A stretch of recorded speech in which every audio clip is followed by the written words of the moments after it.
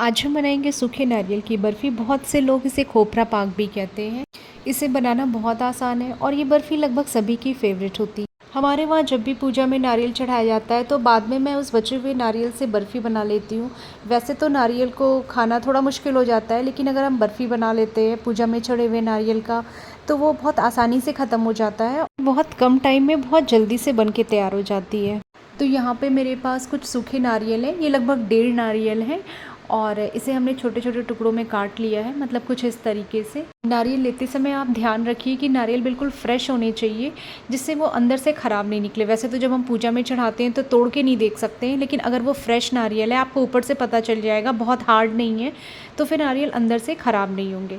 तो अभी हमें क्या करना है कि जो इसका ब्राउन वाला पार्ट है हम इसे अलग कर देंगे। कद्दूकस से जो बारीक वाला साइड है उससे हम धीरे धीरे से ग्रेट करेंगे, कद्दूकस करेंगे, तो जो इसका ब्राउन वाला पार्ट है वो आराम से निकल जाएगा। चाकू से निकालने में थोड़ी दिक्कत होती है क्योंकि ये थोड़ा हार्ड होता है।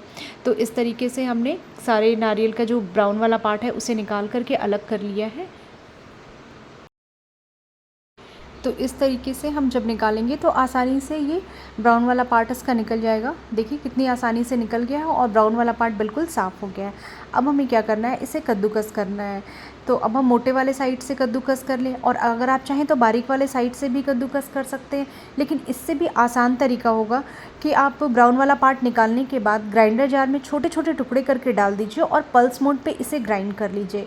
तो मुझे भी वही करना चाहिए था, लेकिन मुझे थोड़ी मेहनत ज़्यादा लगी कद्दूकस करने में।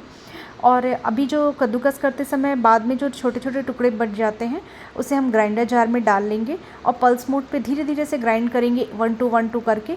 तो कुछ इस तरीके से ये बिल्कुल नारियल के बुरादा के जैसे बन करके तैयार हो जाएगा। और अब हम क्या करेंगे, इसी में हम मिक्स कर लेंगे ग्रेटेड नारियल में।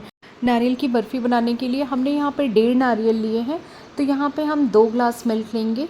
तो मिल्क पहले से बॉयल्ड है और अभी ये बिल्कुल नॉर्मल टेम्परेचर पे है। और अब इसमें खोए वाला टेक्सचर देने के लिए 6 से 7 स्पून हमने यहाँ पे मिल्क पाउडर डाला है। तो अब हम इसे बहुत अच्छे से मिक्स कर लेंगे, बिल्कुल अच्छे से मिक्स करेंगे, लम्स इसमें बिल्कुल भी ना हो। और जब बहुत अच्छे से मिक्स हो जाएगा इसके बाद हम इसे गैस पे रखेंगे और गैस का फ्लेम मीडियम रखेंगे। मीडियम फ्लेम पे इसे हमें 1 बॉयल आने तक पकाना है। दूध में अब 1 बॉयल आ चुका है। ध्यान रखना है हमें इसे लगातार चलाते रहना है। और जब इसमें 1 बॉयल आ गया है तो अब हम इसमें चीनी डालेंगे। तो यहाँ पे हमने आधी कटोरी चीनी का यूज़ किया है। मीठा आप अपने अकॉर्डिंग एडजस्ट कर सकते हैं, वैसे आधी कटोरी चीनी सफिशिएंट थी। अगर आप थोड़ा मीठा ज़्यादा खाते हैं तो आप 2 से 3 चम्मच इसमें और ऐड कर सकते हैं। यहाँ पे 5 मिनट हो गए हैं दूध को पकाते हुए, मतलब बॉयल होने के बाद 5 मिनट हो गए हैं। और अब हम क्या करेंगे कि इसमें जो हमने नारियल को कद्दूकस किया था वो इसमें ऐड कर देंगे। गैस का फ्लेम अभी हमने लो कर दिया है। अब नारियल को ऐड करने के बाद गैस का फ्लेम हम मीडियम कर देंगे और अब हम इसे एक बार बिल्कुल अच्छे से मिक्स कर लेंगे। गैस का फ्लेम मीडियम टू हाई रखेंगे और लगातार चलाते हुए इसे हमें पकाना है। हमें इसे तब तक पकाना है जब तक कि इसकी कंसिस्टेंसी थोड़ी थिक हो जाए, मतलब नारियल पूरी तरीके से मिल्क को एब्जॉर्ब कर ले। तब तक हमें इसे पकाना है और इसे पकाने में हमें मुश्किल से 10 से 15 मिनट लगेंगे। और लेकिन हमें इसे लगातार चलाते रहना है, छोड़ना नहीं है, नहीं तो नीचे से ये थोड़ा सा लग सा जाएगा, लाल हो जाएगा। तो 10 मिनट हो गए हैं और ये बिल्कुल थिक कंसिस्टेंसी में आ गया है, आप देख सकते हैं। और अभी गैस का फ्लेम हमने लो कर दिया है। आधी चम्मच के करीब हमने यहाँ पे इलायची पाउडर डाला है। इलायची पाउडर डालने के बाद एक बार हम इसे फिर से मिक्स कर लेंगे। गैस का फ्लेम अभी लो है। अब हम यहाँ पे या तो 2 चम्मच देसी घी डालेंगे, 1 से 2 चम्मच, या फिर फ्रेश दूध की मलाई डालेंगे। तो हमने यहाँ पर आधी कटोरी, छोटी कटोरी से आधी कटोरी फ्रेश दूध की मलाई डाला है और लगभग ये 5 से 6 स्पून है। और अब इसे एक बार फिर हम बहुत अच्छे से मिक्स कर लेंगे। अब हम मिक्स करने के बाद गैस का फ्लेम ऑफ कर देंगे। घी या मलाई आप ज़रूर ऐड करिए, इससे बर्फ़ी में थोड़ी शाइनिंग होगी और खाने में ये थोड़ी सॉफ्ट भी होगी।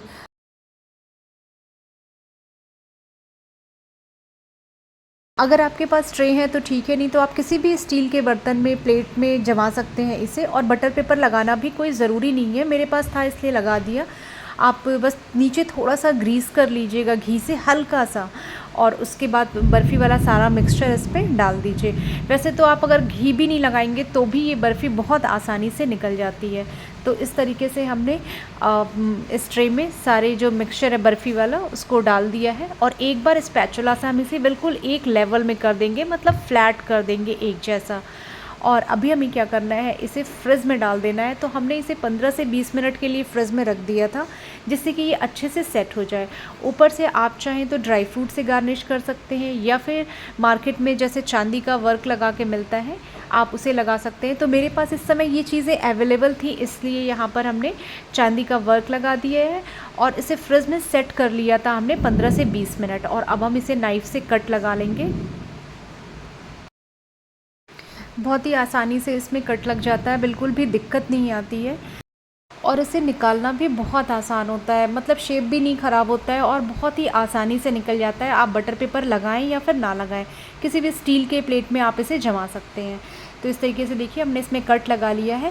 लेकिन हाँ, इसे हमने सेट करने के लिए फ्रिज में रखा था 10 से 15 मिनट या 20 मिनट आप इसे ज़रूर रखिए सेट करने के लिए, तभी ये शेप में आएगा।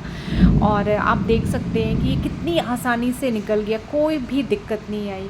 वैसे तो आप इस बर्फ़ी को मार्केट में मिलने वाले डेसिकेटेड कोकोनट के साथ भी बना सकते हैं, लेकिन जब भी हम पूजा में चढ़ाते हैं ना, तो हमें लगता है कि थोड़ा सा भी वेस्ट नहीं हो और ख़त्म हो जाए। तो ये सबसे बेस्ट ऑप्शन है कि हम इसकी बर्फ़ी बना। तो आप इस कोकोनट बर्फ़ी की रेसिपी को ज़रूर ट्राई करिएगा, बहुत ईजी है, फटाफट से बन जाती है, खाने में भी टेस्टी है। रेसिपी ट्राई करिए, चैनल को लाइक, सब्सक्राइब, फॉलो कीजिए।